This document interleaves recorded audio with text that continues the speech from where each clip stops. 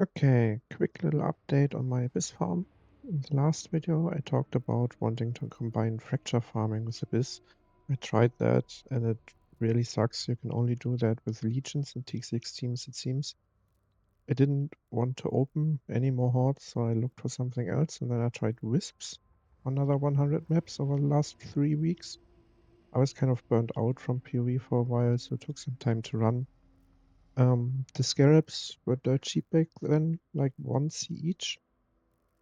They've gone up to 4C, I think now. I guess some other people also got around to using them.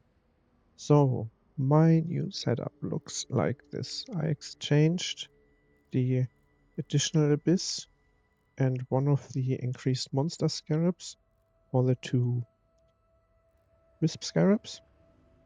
And I removed the Edifice Scarab with the hordes since I was sick of opening them and started using the additional modifiers on rare monsters one since I started using Headhunter and it just helps. I think it feels really nice.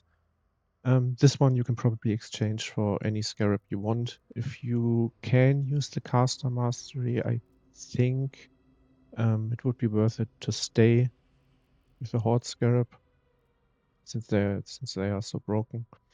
Yeah, the last two are still the same. I think with Wisps, this one is really important, since the increased rewards at the end do actually matter. I think most of the drops come at the end of the Abyss. The other one is just the increased monster one. As maps, I ran 8 more dunes this time with the Nimis card scryd over. I didn't want to have to redo my Jungle Valley scry later if I wanted to return to Fortunate Farming, so I had to pick a different map to run this time. Costs per map are around 25C right now, so I think that's still fine. I also swapped some stuff around on the tree. I included Delirium now, since I switched builds, and I'm actually able to run Delirium. Headhunter helps again. I also started to include Alva in the end for the last 20 maps. The corruption temples go for 160C, I think, so 1.5 diff right now. Since people are starting to corrupt their items. And it's actually really easy to build these. Also, the blue alvas, the all magic alvas, they combined with wisps actually drop loot now. I'm not sure how worth it is to spend all these points to get Alva every map. If you want to skip Alva or don't like Alva, just stay with the quant in the middle. I'll put 2 trees in the description, one with and one without Alva. Yeah, the loot was way better this time around, even without the hordes.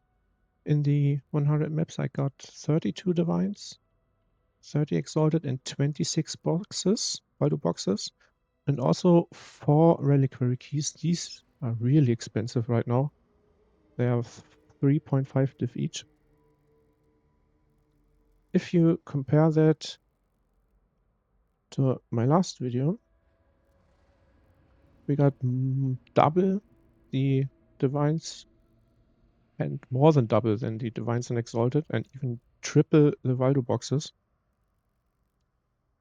So that's pretty insane, I think. Also,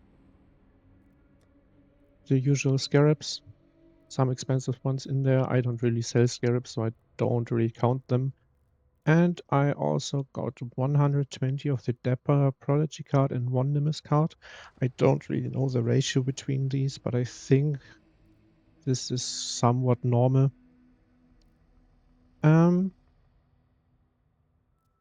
Yeah. If I WealthyExile the 100 maps, I come to 217 divines farmed this time. I also drop a lot of T17s, by the way. In comparison to my last farm, There we only got 95, so that's also more than double. Yeah, I think Wisps are really worth it to run. Not a lot of people used them, I think.